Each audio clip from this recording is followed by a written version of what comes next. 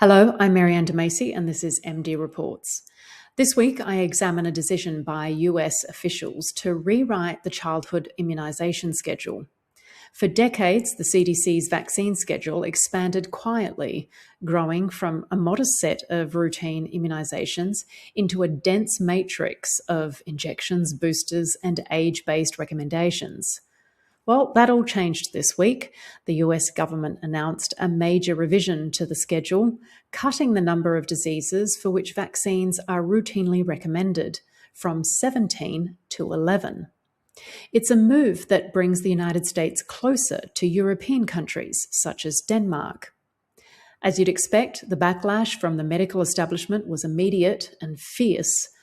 Former CDC official Daniel Jernigan warned that the changes would create chaos in doctors' offices and make it harder for families to know what to do. In the New York Times, Dimitri Daskalakis, who previously oversaw vaccine policy at the CDC, accused the administration of making stealth changes without proper scientific review. Others went further.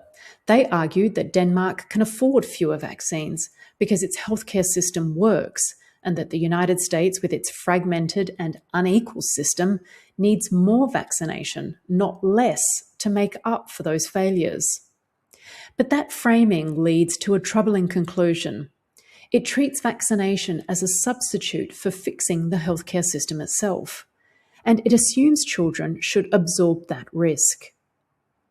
In this investigation, I walk through what actually changed in the vaccine schedule and how that decision was made, because how this happened does matter.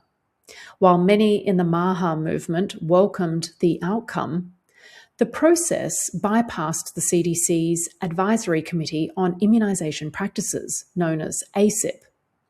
Instead, the changes were pushed through by presidential order, and that decision could have consequences, because without an independent deliberative process, these changes may be vulnerable for a future administration to reverse course just as swiftly using the same shortcut. These new changes also raise questions about liability protections. What happens under the 1986 Act when vaccines are no longer classified as routine?